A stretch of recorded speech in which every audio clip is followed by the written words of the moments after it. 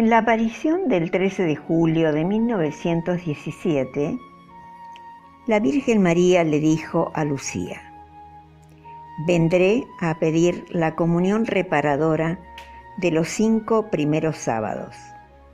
Mira, hija mía, mi corazón cercado de espinas, que los hombres ingratos me clavan continuamente con blasfemias e ingratitudes. Tú, al menos, procura consolarme y di que a todos aquellos que durante 5 meses seguidos, en el primer sábado, se confiesen y reciban la Santa Comunión, recen el Santo Rosario y me hagan 15 minutos de compañía meditando en los misterios del Rosario, con el fin de desagraviarme, yo prometo asistirlos en la hora de la muerte con todas las gracias necesarias para su salvación. Rezad, rezad mucho y haced sacrificios por los pecadores, pues van muchas almas al infierno por no haber quien se sacrifique y pida por ellas».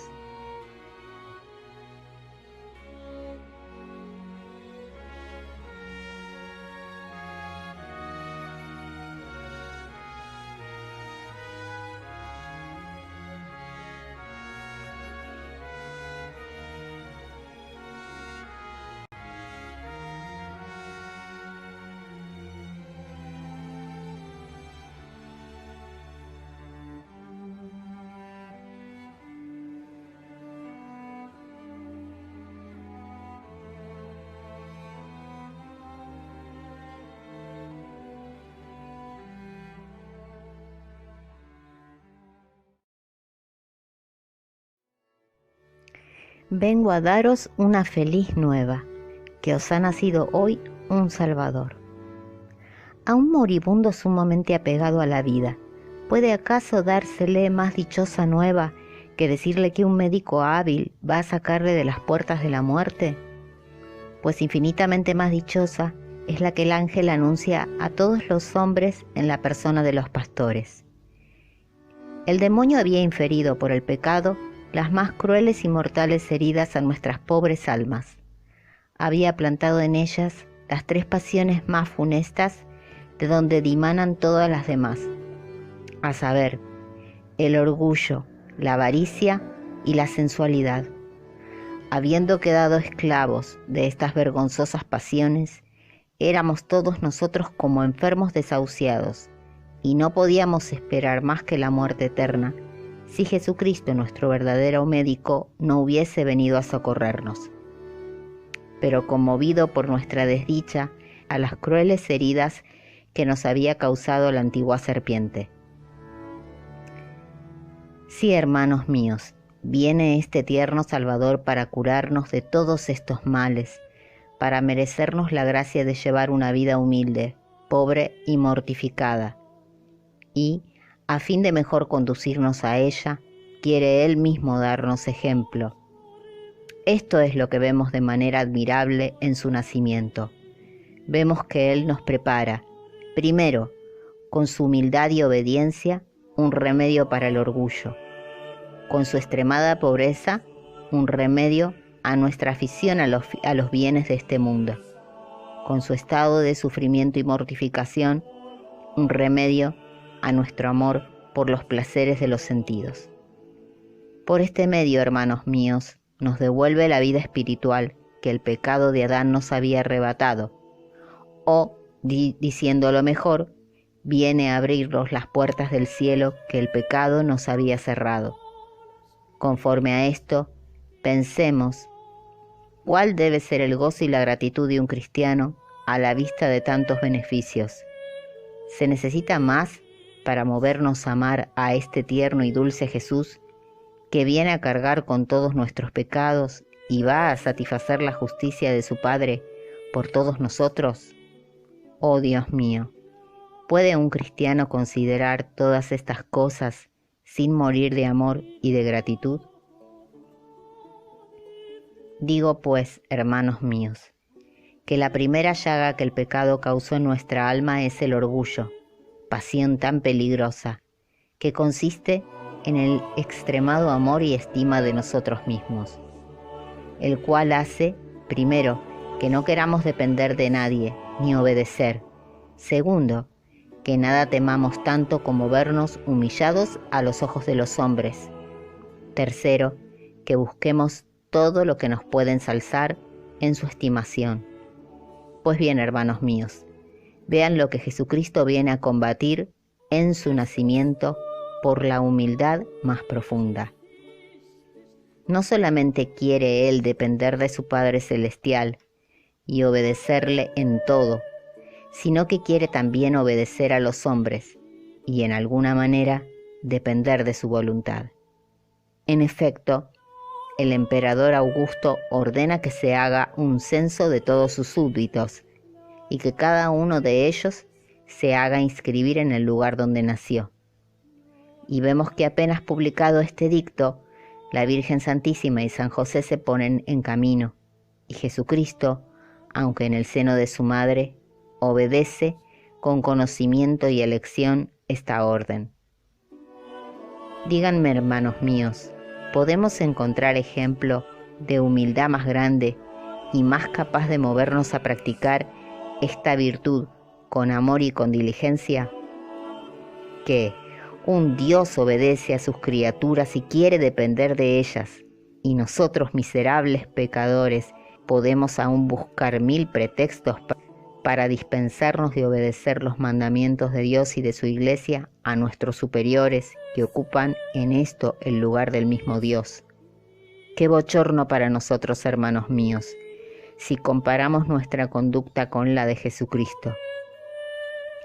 Otra lección de humildad que nos da Jesucristo es la de haber querido sufrir la repulsa del mundo. Después de un viaje de 40 leguas, María y José llegaron a Belén. Con qué honor no debía de ser recibido aquel a quien habían esperado hacía 4000 años. Mas como venía para curarnos de nuestro orgullo y enseñarnos la humildad, permite que todo el mundo lo rechace y que nadie le quiera hospedar. Vean pues, hermanos míos, al Señor del universo, Rey de los cielos y tierra despreciado, rechazado de los hombres, por los cuales viene a dar la vida a fin de salvarnos. Preciso es que el Salvador se vea reducido a que unos pobres animales le presten su morada. Dios mío, qué humildad, qué anonadamiento para un Dios. Sin duda, hermanos míos, nada nos es tan sensible como las afrentas, los desprecios y las repulsas. Pero si nos paramos a considerar los que padeció Jesucristo, ¿podremos quejarnos por grandes que sean los nuestros? Qué dicha para nosotros, hermanos míos, tener ante los ojos tan hermoso modelo al cual podemos seguir sin temor de equivocarnos. Digo que Jesucristo, muy lejos de buscar lo que podía ensalzarle en la estima de los hombres, quiere, por el contrario, nacer en la oscuridad y el olvido. Quiere que unos pobres pastores sean secretamente avisados del nacimiento por un ángel, a fin de que las primeras adoraciones que reciba vengan de los más humildes entre los hombres. Deja en su reposo y en su abundancia a los grandes y dichosos del siglo, para enviar sus embajadores a los pobres, a fin de que sean consolados en su estado, viendo en un pesebre, tendido sobre un manojo de paja, a su Dios y Salvador. Los ricos no son llamados sino mucho tiempo después para darnos a entender que de ordinario las riquezas y comodidades suelen alejarnos de Dios. Después de tal ejemplo, ¿podremos, hermanos, ser ambiciosos y conservar el corazón henchido de orgullo y lleno de vanidad? ¿Podremos todavía buscar la estimación y el aplauso de los hombres si volvemos los ojos al pesebre? ¿No nos parecerá oír al tierno y amable Jesús que nos dice: aprendan de mí, que soy manso y humilde de corazón? Gustemos entonces, hermanos, de vivir en el olvido y desprecio del mundo, Y nada temamos, tanto, nos dice San Agustín, como los honores y las riquezas de este mundo, porque si fuera permitido amarlas, las hubiera amado también aquel que se hizo hombre por amor nuestro. Si Él huyó y despreció todo esto, nosotros debemos hacer otro tanto, amar lo que Él amó, despreciar lo que Él despreció. Tal es, hermanos míos, la lección que Jesucristo nos da al venir al mundo, y tal es al propio tiempo el remedio que aplica a nuestra primera llaga, el orgullo. Pero hay en nosotros una segunda llaga, la avaricia. Digo, hermanos, que la segunda llaga que el pecado ha abierto en el corazón del hombre es la avaricia, el amor desordenado de las riquezas y bienes terrenales. ¿Qué estragos causa esta pasión en el mundo? Razón tiene San Pablo en decirnos que ella es la fuente de todos los males. ¿No es en efecto de este maldito interés de donde vienen las injusticias, la envidia, los odios, los perjurios, los pleitos, las riñas, las animosidades y la dureza para con los hombres?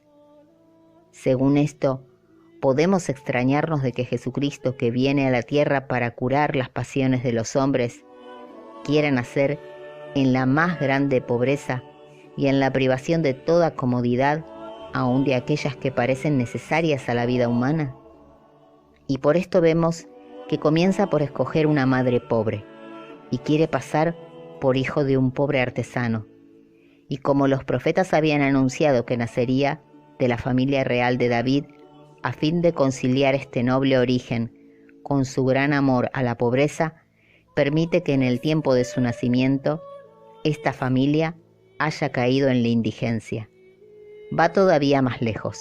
María y José, aunque harto pobres, tenían con todo una pequeña casa en Nazaret. Esto era todavía demasiado para él, y no quiere nacer en un lugar que le pertenezca. Por eso obliga a su Santa Madre a que haga con José un viaje a Belén en el tiempo preciso en que ha de ponerle en el mundo. Pero a lo menos en Belén, patria de su padre David, ¿no hallará parientes que le reciban? Nada de esto nos dice el Evangelio. No hay quien le quiera recibir. Todo el mundo le rechaza so pretexto de que es pobre. Díganme, hermanos, ¿a dónde irá este tierno Salvador si nadie le quiere recibir para resguardarle de las inclemencias de la estación? No obstante, queda todavía un recurso: irse a una posada. José y María se presentan en efecto, pero Jesús, que todo lo tenía previsto, permitió que en el concurso fuese tan grande que no quedase ya sitio para ellos. Oh, hermanos míos, ¿a dónde irá pues nuestro amable Salvador? San José y la Santísima Virgen, buscando por todos lados, divisan una vieja casucha donde se recogen las bestias cuando hace mal tiempo. Oh cielos, asómbrense, un Dios en un establo. Podía escoger el más espléndido palacio, mas, como ama tanto la pobreza, no lo hará. Un establo será su palacio, un pesebre su cuna, un poco de paja su lecho, míseros pañales todo su ornamento, y pobres pastores su corte.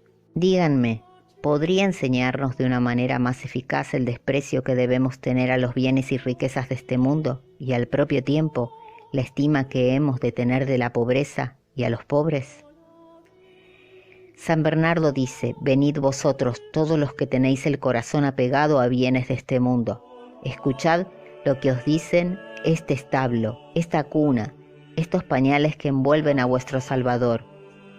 Desdichados de vosotros los que amáis los bienes de este mundo, cuán difícil es que los ricos se salven. ¿Por qué?, me preguntarán. ¿Por qué, hermanos míos? Se los diré. Porque ordinariamente la persona rica está llena de orgullo. Es menester que todo el mundo le haga acatamiento. Le es menester que las voluntades de todos los demás se sometan a la suya. Porque las riquezas apegan nuestro corazón a la vida presente. Así vemos todos los días que los ricos temen en gran manera la muerte. Porque las riquezas son la ruina del amor de Dios y extinguen todo sentimiento de compasión para con los hombres, o mejor decir, Las riquezas son un instrumento que pone en juego todas las demás pasiones. Hermanos míos, si tuviésemos abiertos los ojos del alma, ¿cuánto temeríamos que nuestro corazón se apegase a cosas de este mundo?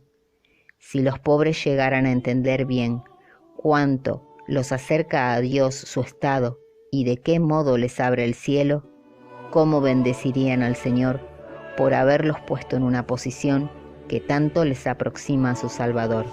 Si ahora me preguntan, ¿cuáles son esos pobres a quien tanto ama el Señor Jesucristo?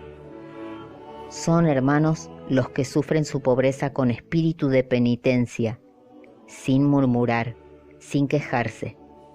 Sin esto su pobreza no les serviría sino para hacerlos aún más culpables que los ricos. Entonces me dirán, ¿qué han de hacer los ricos para imitar a un Dios tan pobre y despreciado? Se los diré, no han de apegar su corazón a los bienes que poseen, han de emplear esos bienes en buenas obras en cuanto puedan. Han de dar gracias a Dios por haberles concedido un medio tan fácil de rescatar sus pecados con sus limosnas.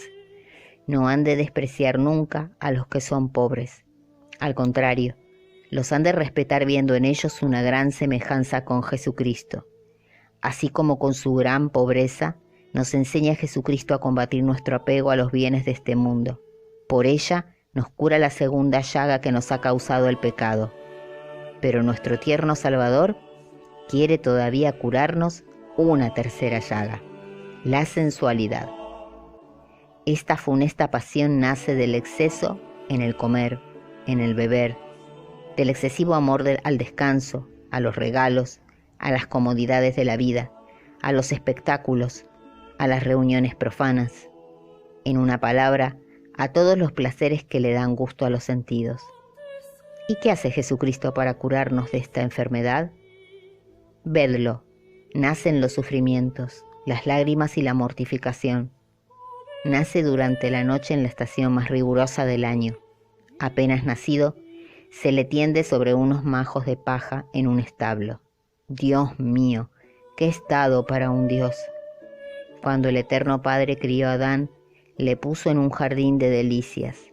Nace ahora su hijo y le pone en un puñado de paja. Dios mío, qué estado, hermano mío. Aquel que hermosea el cielo y la tierra, aquel que constituye toda la felicidad de los ángeles y santos, quiere nacer, vivir y morir entre sufrimientos. Dios mío, qué contradicción. Un Dios sufre por nosotros, derrama lágrimas por nuestros pecados y nosotros nada queremos sufrir. El reino de los cielos, nos dice, sufre violencia y solo lo arrebatarán los que se la hacen continuamente. Sí, si nos acercamos confiadamente a la cuna de Jesucristo, si mezclamos nuestras lágrimas con las de nuestro tierno Salvador en la hora de la muerte, escucharemos aquellas dulces palabras. Dichosos los que lloraron, porque serán consolados. Tal pues, hermanos, la tercera llaga que Jesucristo vino a curar haciéndose hombre, la sensualidad. El pecado de la impureza. Con qué ardor hemos de querer amar y buscar todo lo que puede conservar o procurarnos en nosotros una virtud que nos hace tan agradables a Dios. Sí, hermanos, antes del nacimiento de Jesucristo, había demasiada distancia entre Dios y nosotros para que pudiésemos atrevernos a rogarle. Pero el Hijo de Dios, haciéndose hombre, quiere aproximarnos sobremanera a Él y forzarnos a amarle hasta la ternura. ¿Cómo, hermanos, viendo a un Dios en un estado de tierno infante, podríamos negarnos a amarle con todo el corazón? Él quiere ser por sí mismo nuestro mediador. Se encarga de pedirlo todo al Padre por nosotros. Nos llama hermanos e hijos suyos. ¿Podía tornar otros nombres que nos inspirasen mayor confianza? Vayamos pues plenamente confiados a Él siempre que hayamos pecado, y Él pedirá nuestro perdón y nos obtendrá la dicha de perseverar.